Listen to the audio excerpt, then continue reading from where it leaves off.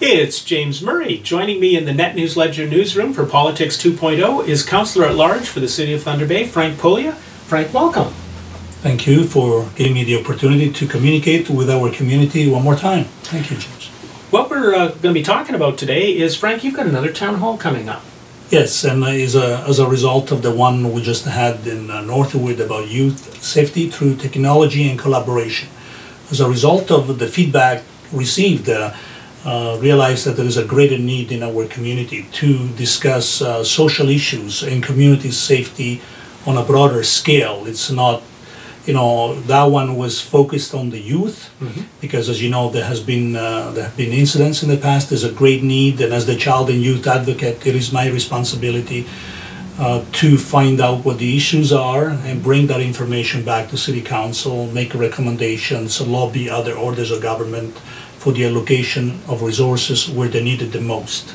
And this one here also is much broader, and we will bring in a panel of experts that can inform the community about what is happening in the social area of homelessness and poverty and housing, mental health and addiction. There's a broad range of social determinants of health that we need to talk about in a preventive way, because the police can only react to events after the fact. That we need to move away from that more towards the prevention.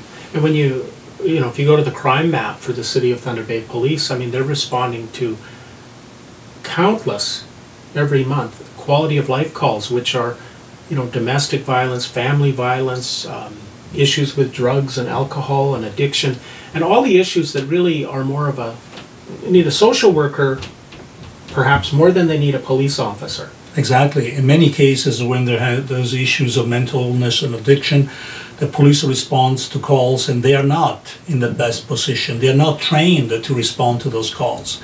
And therefore, it was good to see that the provincial government has responded after years of lobbying by the municipality to allocate resources to provide mental health and addiction trained social workers to go with the police where these incidents, these calls are coming from. Otherwise, you'll tie up your officers or your resources at the hospital if there's a gridlock and they're not being taken into the system quickly enough. Therefore, we're tying up our resources, and therefore, when someone breaks into your house, the police is not available to respond to those calls because they're tied up somewhere else. So we need to be addressing these issues, and I think we're starting to move in the right direction. But much more needs to be done, especially a healthy discussion at the community level, which is the objective of my town hall meeting. So, at your town hall in Northwood, you brought in a panel. Yes. You brought in some experts. What kind of experts can our viewers expect to see at your town hall at the 55 Plus Center?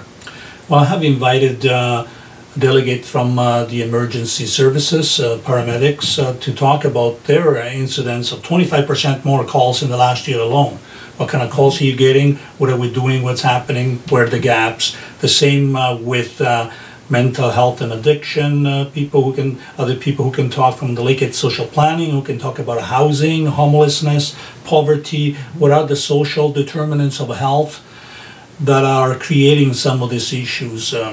We also have invited the Thunder Bay Drug Strategy, a representative from the city, who talk about a host of other issues related to addiction. And as you know, that is also a biggie. And it's not just the police, but EMS that is responding to huge increase in their numbers. So we have, the City of Thunder Bay has invested in additional ambulance and 8 paramedics. But there is a need for even more. We're hearing it from the paramedics themselves, that one ambulance would not be sufficient. We're also facing an aging population that has different mobility issues, there are health issues. I mean, I went for a ride along with an ambulance, and just to find out from the front lines what is going on and what's happening. And it's an eye opener. Even I go at least once, and I'm planning to go again soon with the police, ride along for a whole shift, just to see firsthand what kind of calls they're getting, what kind of responses they're providing, and finding out more what's happening in Thunder Bay in terms of social issues and community safety. It's one of those things, a lot of times probably our viewers are always assuming, and when we bring our guests into Politics 2.0, that the politicians have all the answers. Do you have all the answers, Frank, or are you there to listen and find out what's going on?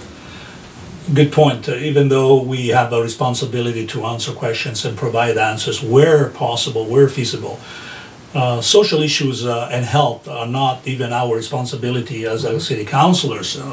It's more of a provincial and federal mandate, and that's why I have invited our members of provincial and federal parliament, and I hope they can be there and send a delegate, because we need to collaborate. The municipality alone cannot solve this very complex, long-term type of issues. Didn't happen overnight. It's not just us, it's all of North America. The whole world is seeing opiates use and abuses, addiction. We have an aging population, the whole pharmaceutical environment, an overprescription of opiates. It's creating a host of other issues. I don't have all the answers, but I can facilitate. We have a responsibility to our community to coordinate, bringing the experts to the table together, seeking answers, play our role as your municipal representative to engage other orders of government towards positive solutions to make Thunder Bay a better place for all, for everyone. So, 25th of April from 7 to 9 p.m. at the 55 Plus Center. Thunder Bay, you've got an opportunity to make a difference, get your voice heard. Be there. Please come out and join the conversation to make Thunder Bay a better place. Thank you. And Frank, thank you. Thank you very much. And it's James Murray with Net News Ledger. Thank you for tuning in to Politics 2.0.